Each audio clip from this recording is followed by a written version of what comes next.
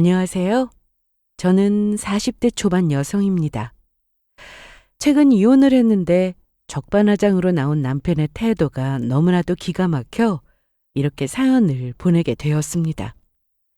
이혼을 하자마자 남편이 제 앞에서 이를 갈며 한 말이 아직도 또렷하게 기억납니다. 내가 경고했지? 나랑 이혼하면 니네 가족 전부 피눈물 흘리게 해준다고. 하지만 이런 협박 따위 저나 제 가족에게 조금도 위협이 되지 못했습니다. 제 동생 회사와 거래하던 남편은 그 거래를 끊어버린다며 망하게 해준다고 했지만 정작 피눈물 흘린 사람은 제 가족이 아니라 남편 본인이었습니다. 저희 친정은 사업가 집안입니다. 할아버지부터 하시던 사업을 아빠가 하셨고 현재 남동생이 그 사업을 물려받아서 하고 있죠. 부모님은 저도 같이 사업하길 바라셨으나 사업은 뭐 아무나 하나요? 그래서 저는 대학 졸업 후 회사원이 되었습니다. 직장 생활을 하다 남편을 만났는데 남편도 친정의 영향으로 사업을 시작하게 되었어요. 남편 사업이 자리를 잡기 전까지는 양가 집안의 모든 경조사 및 돈이 들어가는 일에 제가 다 부담했습니다. 남편은 돈과 관련된 문제 빼고는 저에게 참 잘했는데요. 그러다 보니 시댁의 자연이 저도 잘하게 되더라고요. 시댁은 아버님 없이 어머님만 계셨고 남편이 외아들이다 보니 챙길 식구가 어머님뿐이었습니다. 특히 시모는 한평생 여행도 못 가보고 일만 하시던 분이라 남편이 말하지 않아도 절로 마음이 쓰였습니다. 자기 우리 집에 전복 보냈다며. 어떻게 알았어? 엄마가 아까 낮에 전화 왔었어. 뭘 또 그런 걸 보냈어. 어머님 전복 좋아하시잖아. 계절 바뀌면 옷도 사드리고 용돈도 드렸습니다. 남편이 출퇴근할 땐 항상 수투를 챙겨주면서 어디 가서든 깔끔한 모습으로 일할 수 있게 손수건 하나까지 챙겨줬습니다. 사랑했고 믿음도 컸기에 남편이 하는 일이 잘 되기를 바라는 마음에서 뭐든 아끼지 않고 신경을 쓰며 살았습니다. 그리고 드디어 남편은 사업가로서 자리를 잡았고 저보다 한 달에 버는 돈이 훨씬 더 많아지면서 고생 끝이구나 싶었습니다. 하지만 남편은 버는 돈이 많아지니 결국 다른 생각을 하더군요. 처음에는 몰랐습니다. 어릴 적 사업하는 아빠를 보고 자라서 술을 드시고 퇴근하는 모습도 자주 봤고 출장도 자주 가셔서 바쁘게 사시는 모습을 많이 봤으니까요. 남편 역시 사업이 잘 되면서 부쩍 술자리가 잦았고 지방이나 해외 출장도 많이 다녔습니다. 그래서 당연히 일 때문이라 생각했습니다. 아유, 자도 졸리냐? 좀 더 자, 주말인데. 주말이라고 쉴 수 있나? 오늘 중요한 거래처랑 저녁 약속 있어. 저녁이면 아직 시간 많은데 뭐. 너무 피곤해서 사우나 좀 다녀오게. 그래 그럼. 아참, 이거 마시고 나가. 이게 뭐야?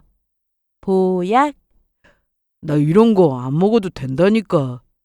얼굴살이 쏙 빠졌는데 뭘. 적당히 일해. 직원들도 좀 시키고. 알았어. 나 그러면 금방 다녀올게. 주말에도 남편은 쉬지 않고 일했습니다. 남편은 결혼 전부터 운동하는 걸 참 좋아했는데 농구부터 볼링, 축구, 테니스 등 못하는 운동이 없을 정도였어요. 그런데 사업을 시작하고부터 바빠서 운동할 시간이 없었습니다. 그러다 일 때문에 체력도 많이 떨어지고 살도 빠지고 하니 건강을 핑계로 운동을 하고 싶다고 했습니다.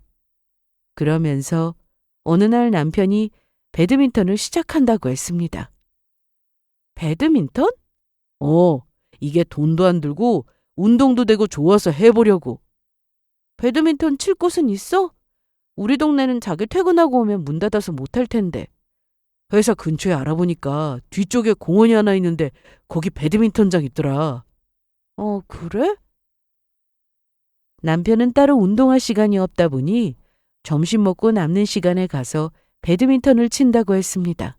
또 따로 문 닫는 시간이 없어 오픈되어 있어서 아침 일찍부터 늦게까지 칠 수 있다고 했습니다.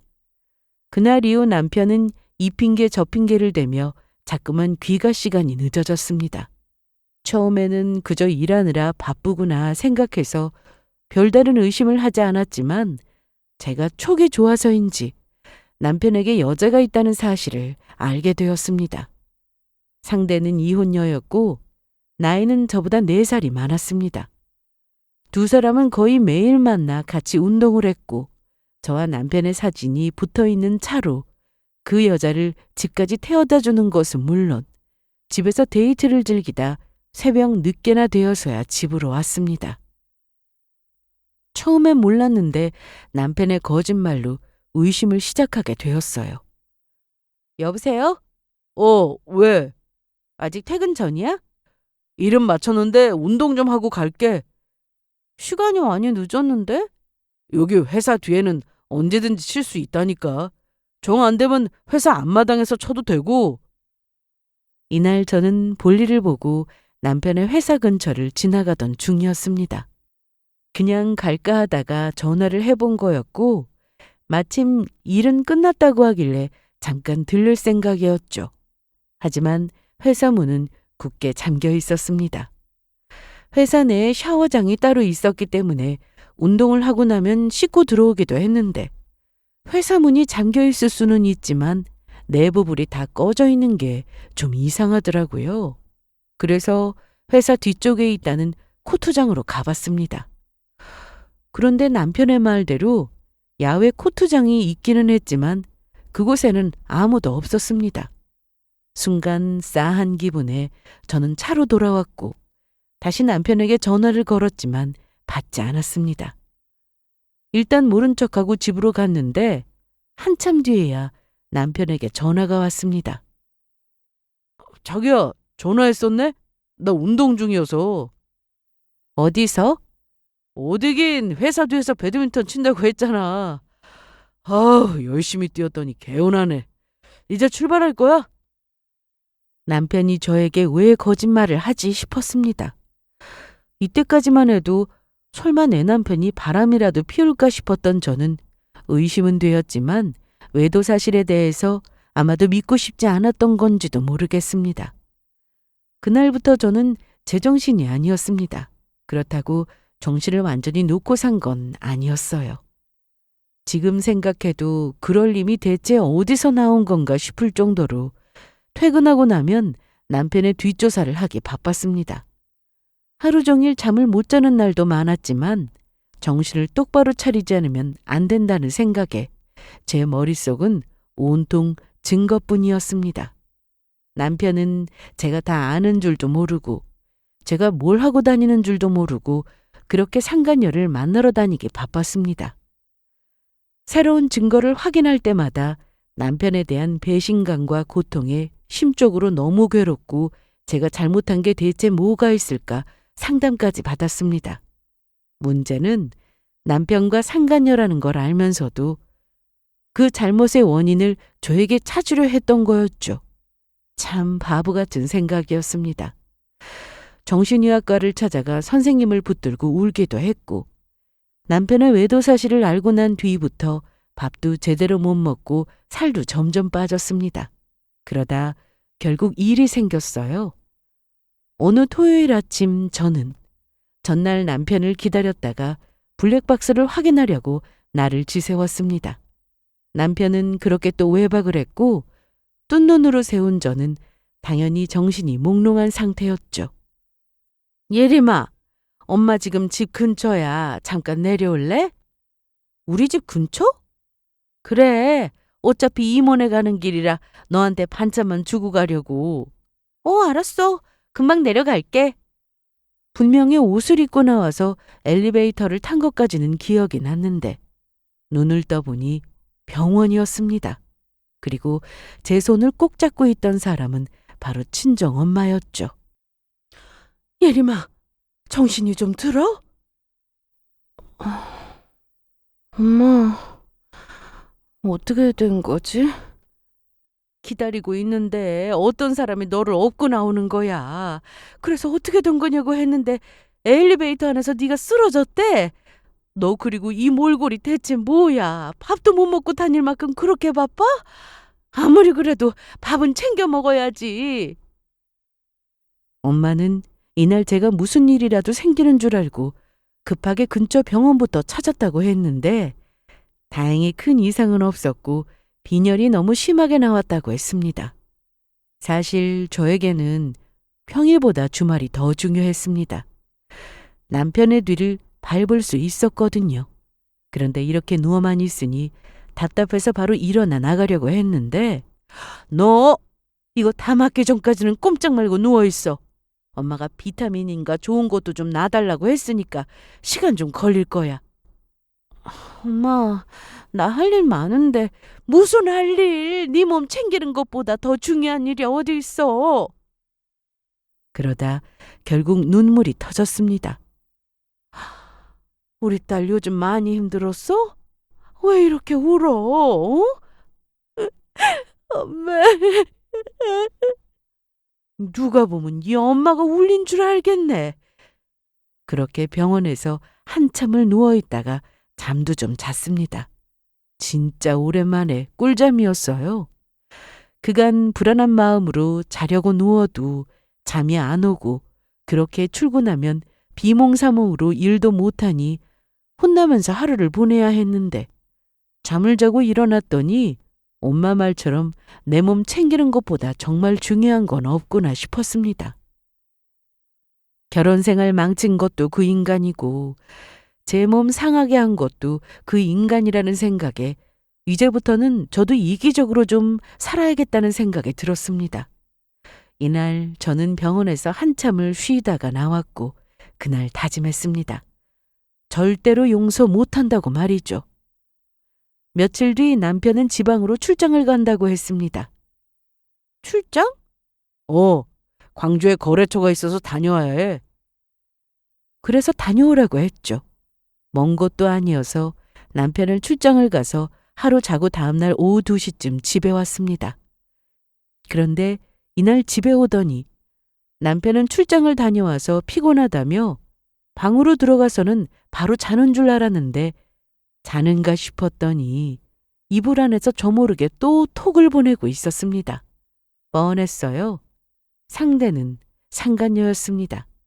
그럼에도 저는 다 모른 척했어요. 남편이 이럴수록 제 손에 들어올 증거가 더 늘어나는 거니까요. 그리고 며칠 뒤 결정적으로 그 여자 집에서 남편이 함께 있는 모습을 잡아낸 적이 있었습니다. 바로 전날 두 사람의 사랑을 빙자한 불륜의 내용이 담긴 대화 내용에 열받아 또다시 정신줄을 놓을 뻔했는데 다음날 두 사람이 같이 지낼 계획을 세운 문자를 보고는 정신 바짝 차리고 상간녀 집으로 들어가는 남편을 보게 되었죠. 이런 모습 하나하나 놓치지 않고 사진과 영상으로 증거를 모두 남겨두었습니다. 요즘은 법이 무서워서 함부로 상간녀의 집에 들어가면 안 된다는 말에 남편이 그 집으로 들어가는 걸 두 눈으로 보면서도 가만히 보고 있을 수밖에 없는 현실에 기가 막혔습니다. 하지만 어쩌겠어요. 법대로 해야죠. 그렇게 블랙박스며 남편 핸드폰이며 차고 넘치는 증거들을 가지고 저는 하루 날 잡아 남편에게 얘기했습니다. 처음에 남편은 제 말을 듣고 발뺌하더군요. 당연히 이혼할 생각을 가지고 있었는데 남편이 어떤 생각을 가지고 있는지 궁금했습니다. 너 여자 있어? 제 말에 한 5분간 정적이 흘렀습니다. 그리고 이내 남편이 얘기하더군요. 무슨 소리야? 여자라니. 당신도 참 뭐 잘못 먹었어? 그만 정리해. 왜 계속 이상한 말을 해? 뭘 정리하라고? 제가 화도 안 내고 차분하게 얘기하니 남편은 제 눈치를 쓱 보더니 언제부터 알았냐? 정리하라고. 그랬더니 남편은 제 앞에서 정리한다고 했습니다. 더 물어보지도 않았는데 스스로 진지한 관계도 아니고 사업하다 몇 번 만난 게 전부라며 깔끔하게 연락 안 하겠다고 하더라고요. 하지만 당연히 거짓말이었어요. 그래놓고 둘은 여전히 잘 만났습니다. 상황이 이렇게 되니 억울했습니다. 두 사람은 계속 연락을 주고받으며 애틋했는데요. 저는 남편 잃고 가정이라는 울타리가 깨졌는데 둘만 행복하다는 생각에 아주 억울하더라고요. 그래서 그간 모은 증거를 가지고 본격적으로 상간녀를 상대로 위자료 소송을 걸었습니다. 소장이 상간녀에게 도착한 날 남편은 평소보다 일찍 집에 들어와서는 집을 난장판으로 만들었습니다. 현관 비번을 누르는 소리가 들렸는데 급하게 눌렀는지 몇 번이나 틀리고는 현관 밖에서 A씨라는 남편의 목소리가 들려왔습니다. 그리고 잠시 뒤 남편은 현관문을 열고 들어오자마자 저에게 소리부터 질렀습니다. 야, 너 내가 정리했다고 했는데 이게 뭐 하는 짓이야? 소장? 너 소송하게? 미쳤어? 내가 못할 줄 알았어? 정리한다고 했잖아. 아니, 이미 다 정리한 상태인데 왜 그러냐? 거래처 사람이라 아예 안 보고 살 수는 없어. 내 사정도 좀 이해를 해줘야지. 그럼 거래처 끊어. 뭐? 너 지금 그걸 말이라고. 내 사업 망하면 네가 책임질래? 거래처 하나 끊는다고 사업 망할 정도면 그 회사는 대체 어떻게 꾸려온 거야? 야, 잔말 말고 당장 취소해. 소송 그만두라고. 싫어. 너 이렇게 나온다 이거지? 남편은 이날 제가 상간녀한테 건 소송을 취소하지 않으면 후회하게 해준다며 적반하장으로 나왔습니다. 마음대로 해. 전함회사가 내 덕에 굴러가고 있다는 걸 모르나 본데. 뭐? 하기야. 네가 뭘 알겠냐. 회사만 다니니 사업이라는 걸 알기나 해? 너 생각 잘해야 할 거다. 내가 너네 집 망하게 할 수도 있다는 거 명심해. 알아들었어? 이날 남편은 저렇게 막말을 하고도 화가 풀리지 않았는지 집안 물건을 싹 다 뒤집어 엎어버리고 나갔는데 이날 바로 남동생에게 전화를 걸었습니다. 그리고 한참을 통화했죠. 남편이 이날 저한테 집을 망하게 해준다고 한 말은 남동생 회사와 거래를 끊겠다는 말이었습니다. 아빠 사업을 남동생이 물려받아 하는 중이었는데 남편이 사업을 시작하고 서로 거래를 하면서 남편 회사가 좀 더 크게 성장한 건 사실이었어요. 그러니 남편은 본인 회사가 더 크고 잘 나가니 남편 회사와 거래를 끊으면 타격이 있을 거라 생각했던 거였습니다. 하지만 이날 남동생과 통화하고 보니 전혀 그런 걱정을 하지 않아도 되었고 동생 역시 저한테 걱정 말고 예정대로 진행하라고 하길래 그러기로 했습니다. 내가 여전히 소송을 취소하지 않고 있으니 남편은 집을 나간 지 일주일 만에 다시 들어왔는데 너 내가 소송하지 말라고 몇 번을 말했어? 어? 너 하고 싶은 대로 해. 나도 하고 싶은 대로 할게. 거래를 끊는다고 하면 친정에 피해가 되는 거니 제가 어떻게든 소송 취하하고 그냥 조용히 도장 찍고 이혼할 거라 생각했겠지만 어림없는 일이었습니다. 제가 자기 말을 순순히 듣지 않으니 좀 더 세게 나가야겠다 생각했던 남편은 정말 남동생 회사에 전화를 걸어 거래를 끊는다는 말을 했습니다. 뭐? 정말? 누나. 좀 전에 통화했는데 그렇게 됐으니까 누나도 이제 하고 싶은 대로 다 해.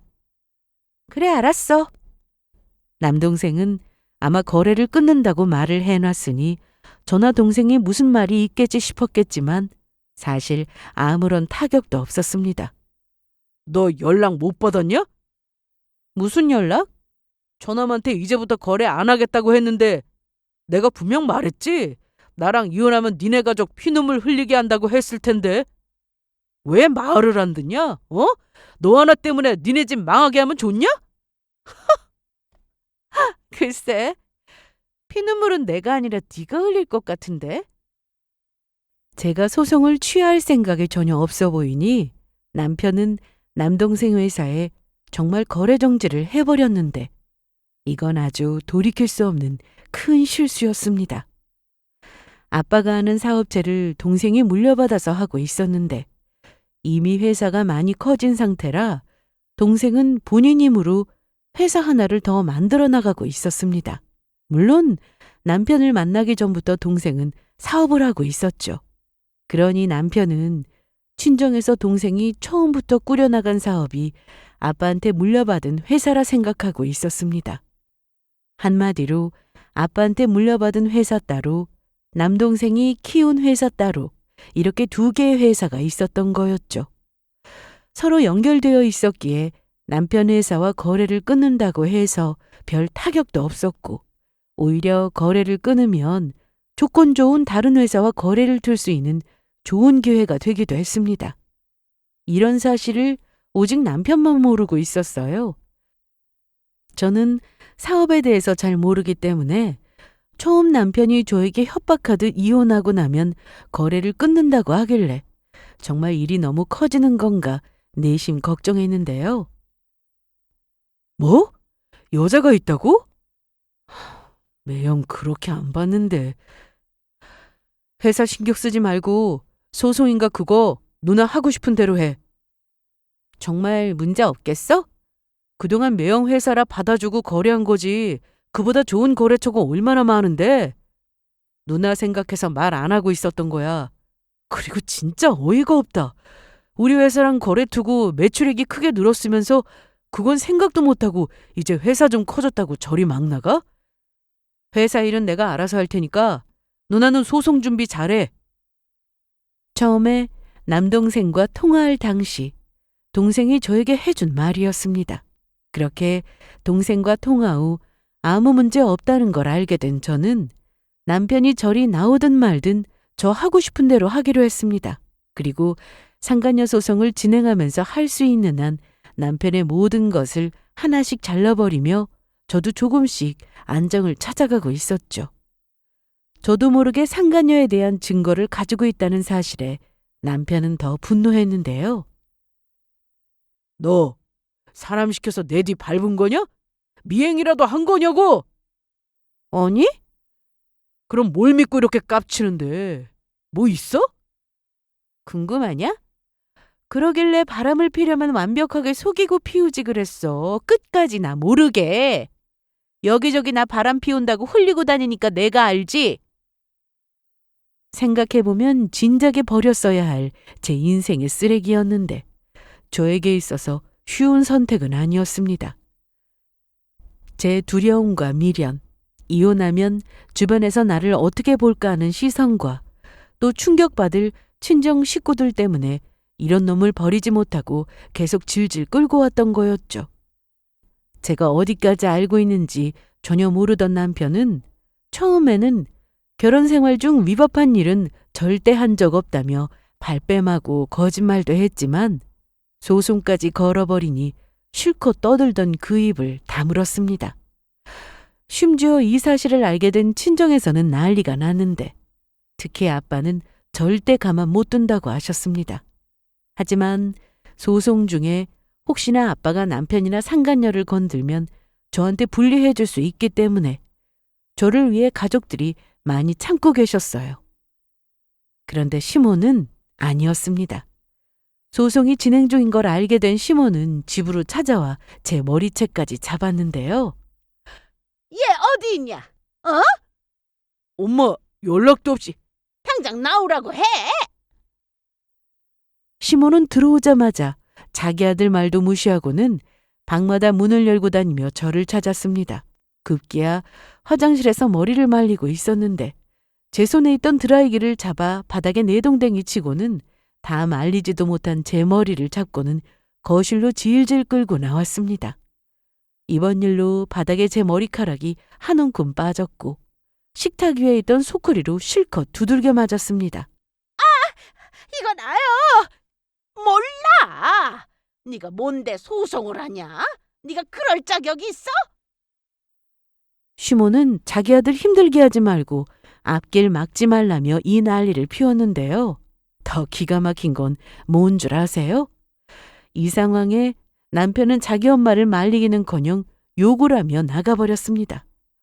그래서 저도 어떻게든 살아야겠기에 똑같이 시모 머리채를 잡았습니다. 누가 봐도 막장이었어요. 그런데 저도 시모와 똑같이 해주려고 그런 건 아니었습니다.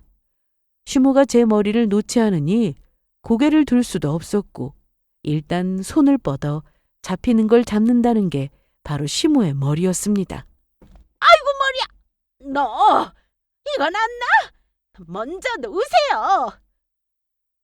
지금 생각해도 참 우스운 상황인데 어쩌겠어요. 억울한 건 전데 아무것도 모르고 때리는 시모한테 맞고 있을 수는 없잖아요. 사실 시모의 머리카락을 세게 잡아당긴 것도 아니었습니다. 그런데 시모는 제 머리카락을 잡던 손을 놓고는 너 이 시애미한테 이게 대체 뭐 하는 짓이냐? 어? 그러는 어머님은 이게 뭐 하시는 거예요? 소송 네가 시작한 거라며? 네. 너 그만 못 둬? 내가 너 그럴 줄 알았다. 뭐라고요? 저번에 와서 보니까 넌 집에 있으면서 푹 퍼진 아줌마처럼 하고 있던데 네가 안 꾸며서 이런 꼴 당하는 거 아니냐? 시모가 하는 말을 들을수록 가관이었습니다. 여자는 자고로 항시 꾸며야 한다고 하시더군요. 내가 우리 찬호라도 여자 만나고 다녔을 거다. 일 끝나고 집에 와서 여자가 꾸미지도 않고 있으면 누가 좋아해? 집에서도 좀 차려입고 반지나 귀걸이도 하고 화장도 좀 하고 그렇게 남편을 반겨줘야지. 안 그러냐? 너 내 아들 사업한다고 네가 한 게 대체 뭐가 있냐? 우리 아들이 돈도 더 잘 버는데 그 돈으로 여태 잘 먹고 잘 살아놓고 그깟 여자 하나 생겼다고 이 난리를 피워? 왜?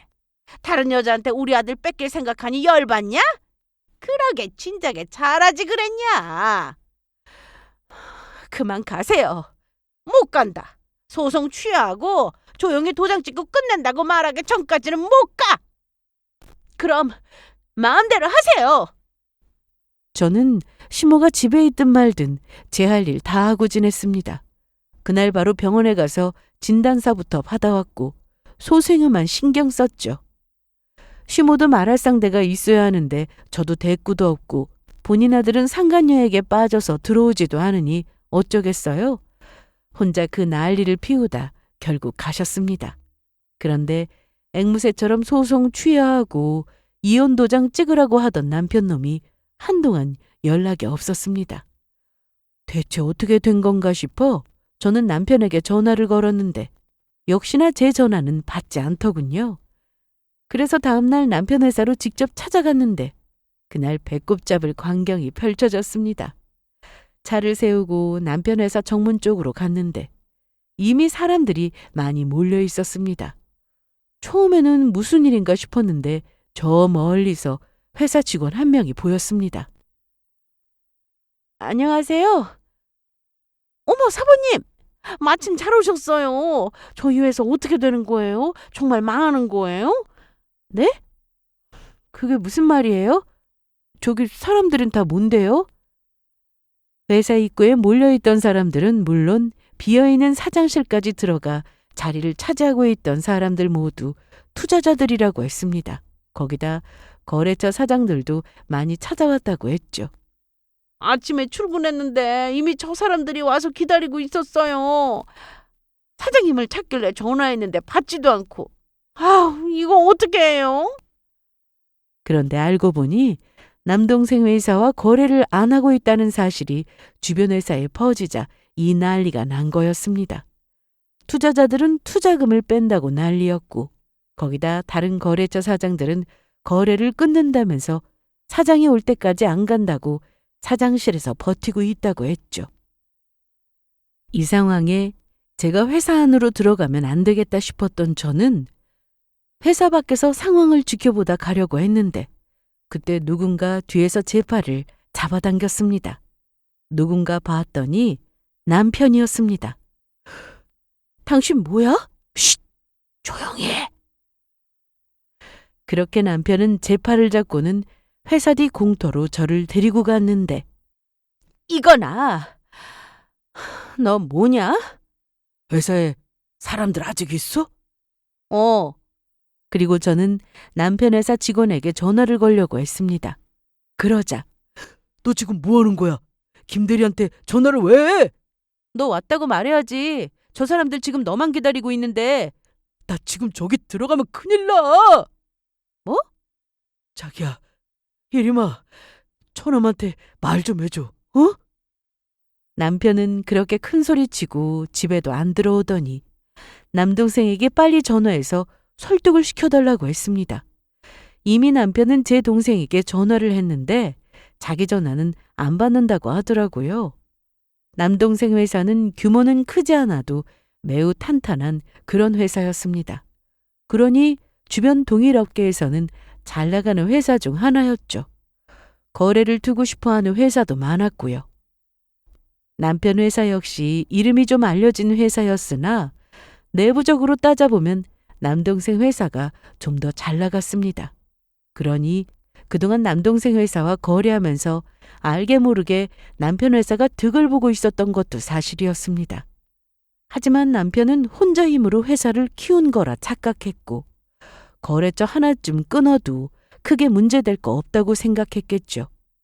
남편의 말대로 수많은 거래처 중 하나 없어진다고 문제가 되진 않았습니다.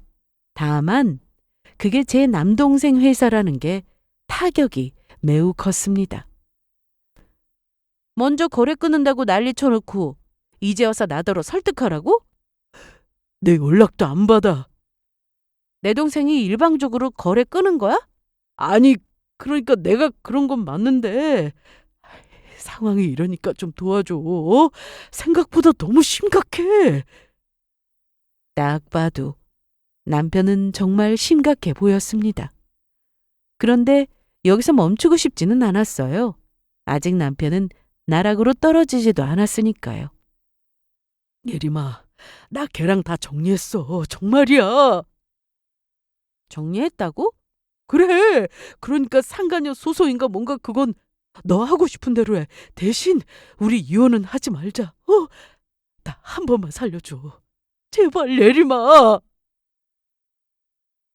상황이 너무 급했는지 남편은 이날 제 앞에서 상간녀 욕도 하기 시작했습니다. 마치 제 앞에서 그 여자 욕이라도 하면 제가 기분이 풀릴 거라 생각했던 걸까요? 내가 실수했어. 한번 갔다 온 여자 뭐가 좋다고. 처음엔 누나처럼 다 받아주고 하니까 나도 모르게 기댔나 봐. 그런데 이젠 아니야. 만나면 얼굴이 나이 든 티도 나고 쭈글쭈글하고 거기다 간섭도 하고. 내가 미쳤지. 정말 내가 미쳤나 봐. 자기를 두고. 나 다시 자기랑 잘해보고 싶어. 남은 인생 자기한테 충성하고 살게. 장모님 장인어른 만나서 용서도 빌고 그럴게. 어? 나 이거 다 진심이야. 그러니까 이번 한 번만. 제가 시키지도 않았는데 혼자 저리 술술 얘기하더라고요. 이때다 싶었습니다. 저는 남편이 하는 말을 그대로 다 녹음했습니다. 분명 쓸 곳이 있을 거라 생각했어요. 그런데 역시나 목마른 사람이 우물을 판다고 숨어만 있던 상간녀가 제 앞에 나타났습니다. 남편 놈이 상간녀한테는 조용히 지내면 알아서 다 해결한다고 그래서 가만히 있었는데 상간녀 소송은 멈출 줄을 모르고 이혼도 안 하고 있으니 답답했겠죠. 며칠 뒤 회사 앞으로 어떤 여자가 찾아왔는데 바로 상간녀였습니다. 뭐라고 하는지 들어보고 싶었던 저는 할 말을 먼저 해보라고 했습니다. 소송 계속 하겠다 이거예요? 물론이죠. 남편이 바람났으면 도장 찍고 끝내면 되는 거지. 구질구질하게 이게 뭐 하는 짓이에요? 상간녀 소송 그딴 거 제가 무서워할 거라 생각했어요? 그거 하면 저희가 헤어지기라도 할 거라 생각했냐고요? 저는 말없이 상간녀 얼굴만 많이 쳐다봤습니다. 할 말이야 많았지만 소송 중이니 말을 아끼는 게 맞다 싶었거든요. 그러니 상간녀는 약이 오른 건지 혼자 주절주절 얘기했는데 우리 찬호 씨가 저 다치는 거 보고 싶지 않다면서 집에 있으라고만 했는데 아무것도 해결되는 게 없어서 이렇게 나왔어요. 그냥 도장 찍으시죠. 피차 그렇게 서로 좋은 거 아닌가? 뭐가 좋아요? 누구한테 좋은 건데요? 다른 사람한테 마음 준 남편 데리고 살아서 뭐 하게요? 위자료 받고 싶어요? 그 돈 내가 줄게요. 누가 그래요? 데리고 산다고? 그게 아니면 왜 이렇게 버티는 건데요? 이혼할 마음 없어서 그런 거 아니에요?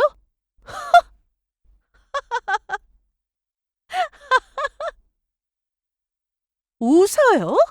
웃음이 나와요? 네, 웃기네요.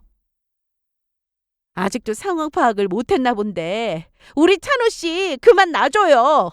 지금 우리 찬호 씨 회사 사정 안 좋은 거 아는데 저도 어느 정도 자금이 좀 있는 사람이라서요.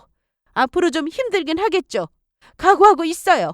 그런데 시간이 약이라고 잠잠해지면 제가 충분히 회사 다시 일으켜 세워줄 수 있고 도움도 줄 수 있다고요. 저도 두 사람이 제발 좀 그러길 바라는 사람인데요. 이 사람이 저한테 미련 많은가 봐요. 뭐라고요? 미련이요? 미련은 그쪽에 있는 거 아니고요? 이날 상간녀를 보니 남편이나 이 여자나 둘이 쌍으로 멍청했습니다. 대체 이 머리로 남편은 그동안 사업을 어떻게 꾸려온 건가 싶을 정도였는데 역시 사람은 끼리끼리라고 둘이 똑같았어요. 저는 입 아프게 말할 필요 없이 그날 남편이 저에게 한 말을 녹음한 것을 직접 들려줬습니다. 잘 들으셨죠? 저한텐 그쪽 정리한다고, 아니, 거의 끝난 거나 다름없다고 하던데요?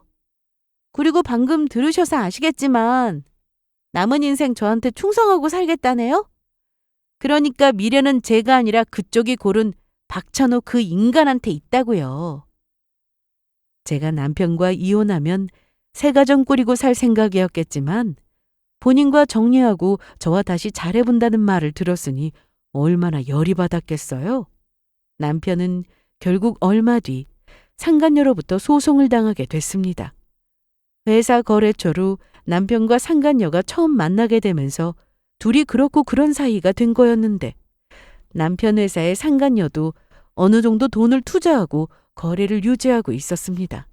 하지만 배신당했다는 생각에 용서가 되지 않았겠죠. 듣기론 투자금 반환 소송인가 뭔가 했다는데 결국 남편은 사면 초가인 상황이 되어버렸습니다. 남편은 그간 상간녀 집에서 생활하고 있었는데 제 앞에서는 상간녀 욕을 하고 상간녀한테는 조금만 기다리라며 그간 버텼던 모양입니다. 하지만 제가 녹음을 들려주고 난 뒤 상간녀도 눈이 돌아버린 거죠. 그날 상간녀가 남편의 짐을 다 내놓는 바람에 그렇게 남편은 쫓겨나서 시댁으로 갔습니다. 자기 아들이 짐을 싸들고 찾아왔으니 시모 역시 상황이 심상치 않다는 걸 알게 됐는데 여긴 어쩐 일이세요? 오늘도 저 때리시려고요? 아가. 시모의 입에서 아가라는 말이 나오는데 온몸에 소름이 끼쳤습니다. 왜 이러세요? 우리 아들 한 번만 살려주면 안 되겠어? 내가 물어보니까 걔랑 정리했대. 엊그제부터 나랑 지내고 있어. 확실하게 다 끝냈다고 하더라. 그건 내가 보증해. 그런데 지금 아들 걱정할 때가 아닌 것 같은데요? 그래, 맞다. 회사가 걱정이지. 회사가 살아야 우리 아들이 사는 거니까. 그래서 내가 이리 부탁하는 거잖아. 아니요. 어머니 아들이나 회사나 그것보다 어머님 본인 걱정부터 하셔야 한다고요. 그게 무슨 말이냐? 난 별일 없는데. 저 소송할 거거든요. 소송이라니. 누구긴요? 어머님이죠. 얼마 전에 제 머리채 잡았던 날 기억하세요? 아, 맞다. 머리채도 모자라 저 때리기까지 하셨죠? 욕도 하셨고요. 그런데 너무 웃긴 게 시모가 그런 적 없다고 했습니다. 내가 언제 널 때렸다고 그래? 얘가 아주 생사람 잡네. 저 때리셨잖아요. 제가 병원 가서 진단서도 받아왔는데? 뭐야? 얘 아주 무서운 애네. 그거 내가 그랬다는 증거 있어? 증거 있냐고. 어머니 아들도 직접 봤잖아요. 물론 보다 나갔지만. 너 이러면 못 써. 아무리 내 아들이 잘못했다고 해도 잘못 없는 나한텐 이러면 안 되는 거야. 그런데 어쩌죠? 이날 어머님이 저한테 한 짓이 다 찍혀버렸는데? 저희 집 홈 CCTV가 있는 줄 어머님은 모르고 계셨습니다. 제 머리채를 잡았던 시모는 그날 손에 잡히는 대로 집어들고 제 등이며 다리며 여기저기 때렸는데 그 모습 모두 다 찍혀서 증거로 남아 있었습니다. 남편의 사업이 잘 되기 시작하면서 시모는 자기 아들이 잘나서 그렇게 된 줄 알고 회사 법인카드도 막 쓰고 다니고 저한테 늘 자기 아들 덕에 잘 산다는 말을 입에 달고 사셨는데 이 상황에 남편이나 시모나 할 수 있는 건 아무것도 없었습니다. 보통 단순 불화의 경우 시모를 상대로 한 위자료 청구는 받아들여지지 않는다고 알고 있습니다. 그래서 모든 증거가 필요한 거죠. 시모가 그간 저에게 보낸 문자만 봐도 기분 나쁘면 욕부터 해버리는 분이라 문자에도 욕이 섞여올 때가 종종 있었고 바람난 자기 아들 편만 들면서 오히려 잘못이 저에게 있다고 하거나 또 결정적으로 CCTV에 찍힌 시모의 만행이 아주 좋은 증거가 되었습니다. 그래서 시어머니를 상대로 위자료 청구가 가능했죠. 상간녀 소송부터 이혼 소송 그리고 시어머니 상대로 위자료 청구 소송까지 갈 길이 참 멀어 보였으나 그래도 끝은 있었습니다. 무엇보다 제일 괴로워한 사람은 바로 남편이었는데 저한테 소송당한 것도 모자라 상간녀로부터 소송의 회사 투자자들 거래처한테 줄줄이 소송을 당했으니 거기에 대응하는 것만으로도 힘에 부쳤을 겁니다. 그렇다고 안쓰러운 생각은 하나도 들지 않았습니다. 본인이 뿌린 대로 거두는 거 아니겠어요? 상간녀 소송과 이혼 소송이 차례대로 마무리가 되고 시모에게 위자료까지 받게 되자 저는 조금씩 예전의 일상으로 돌아가고 있었습니다.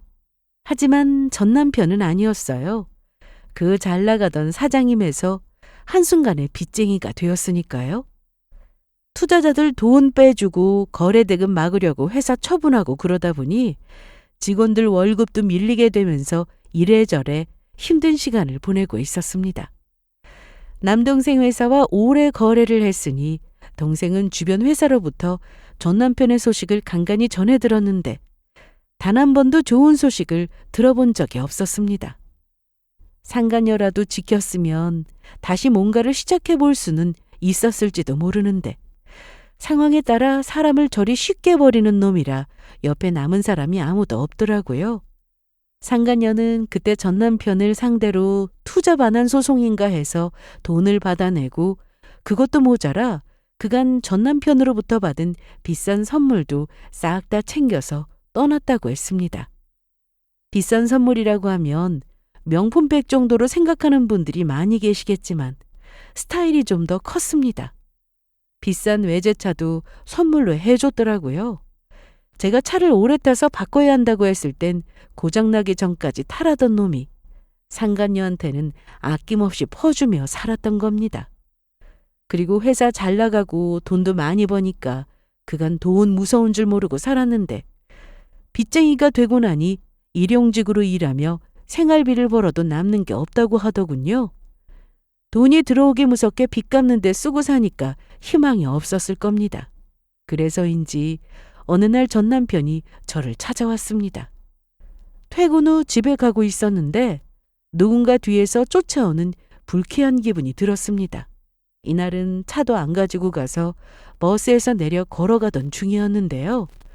그래서 일부러 큰 길로 돌아서 갔는데 단지 안까지 누군가 계속 쫓아오더라고요.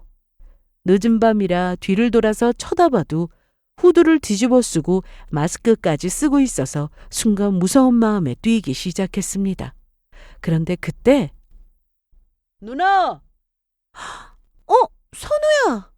아파트 단지에 들어서자 동생 친구를 만났고 반가운 마음에 팔을 붙잡았죠. 어릴 때부터 동네에서 알고 지내던 동생이었고 동생 회사에서 같이 일하고 있으니 자주 얼굴을 보며 지냈습니다. 왜 이렇게 뛰어와? 잘 만났다. 여긴 어쩐 일이야?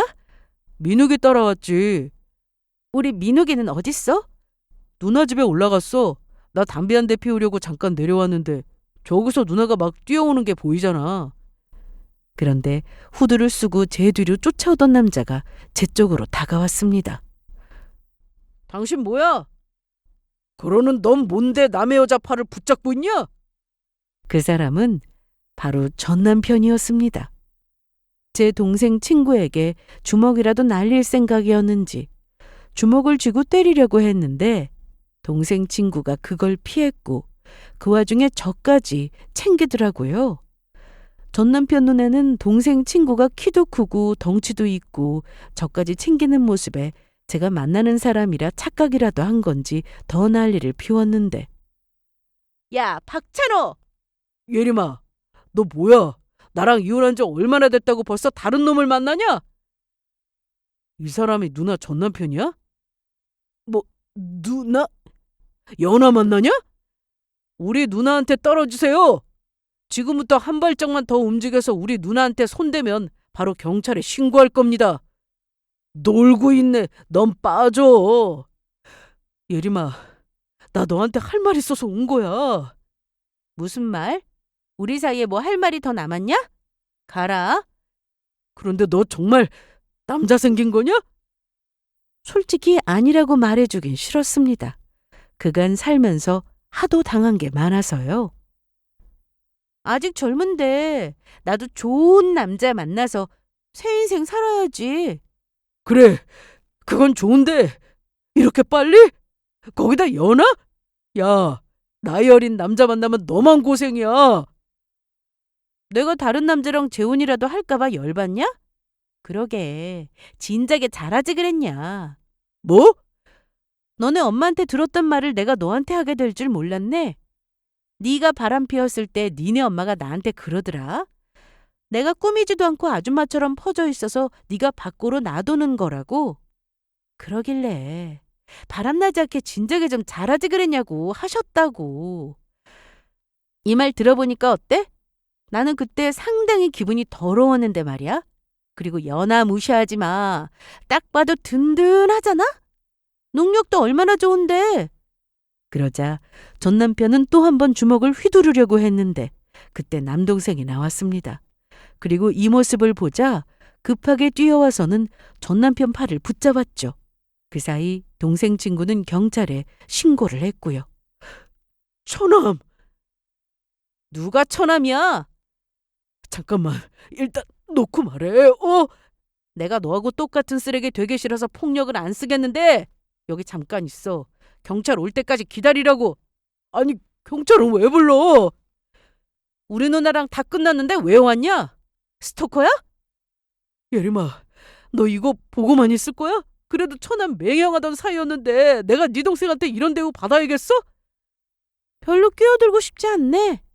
내가 니네 엄마한테 두들겨 맞았을 때도 너는 구경만 하다 가버렸잖아. 기억 안 나? 그래도 다행이지 않냐? 너나 너네 엄마처럼 무식하고 폭력 쓰는 사람 아닌 게 얼마나 다행이냐? 이날 빠르게 도착한 경찰관 손에 붙들려 남편은 그렇게 끌려갔고 접근 금지가 내려졌습니다. 제가 살던 집을 부동산에 내놓고 친정에서 지내게 되었고요. 제가 전 시댁에서 무슨 수모를 당하고 살았는지 저희 부모님도 잘 알고 계십니다. 마음 같아서는 똑같이 때려주고 욕해주고 싶으셨겠지만 그래도 참으셨어요. 저를 위해서요. 제가 부탁드렸거든요. 똑같이 해봤자 법대로 하면 쌍방이 나올 뿐이고 제가 원하는 건 상간녀 판결문에 시모를 상대로 한 위자료까지 다 받아내는 거라서 그렇게 되기만 바랐습니다. 그리고 그 인간 회사가 완전히 망가지는 것도 보고 싶었는데 그렇게 되었으니 속이 다 후련했죠. 소송이 진행 중일 때 알게 된 사실도 하나 있었는데 사실 동생 회사와 거래를 끊지 않았더라도 언젠가 망할 회사였습니다. 회사 돈 무서운 줄 모르고 그렇게 펑펑 써대고 있었으니까요. 현재 전 남편은 여전히 빚에 허덕이며 그렇게 살고 있습니다. 직접 눈으로 보지는 못했지만 전 시모 명의로 되어 있던 집도 팔았고 둘이 살만한 작은 집 얻어서 전세로 살고 있다고 들었습니다. 벌려놓은 게 많으니 갚을 빚도 많은 모양이었는데 잘못을 했으니 고생하며 사는 게 맞는 거겠죠. 저는 힘든 시간을 잘 이겨내고 현재 너무나도 잘 지내고 있습니다. 아직 만나는 사람은 없습니다. 앞으로 한동안 결혼 생각은 없겠지만 지금 현재에 충실하며 살다 보면 이런 삶도 행복하지 않을까 하는 생각이 드네요. 저도 이런 고통스러운 삶을 잘 이겨내고 살고 있으니 혹시나 힘든 상황이 계신다면 그 끝은 분명히 있다고 꼭 말씀드리고 싶습니다. 그럼 제 긴 얘기는 여기서 이만 마칠까 합니다. 제 사연 들어주셔서 감사합니다.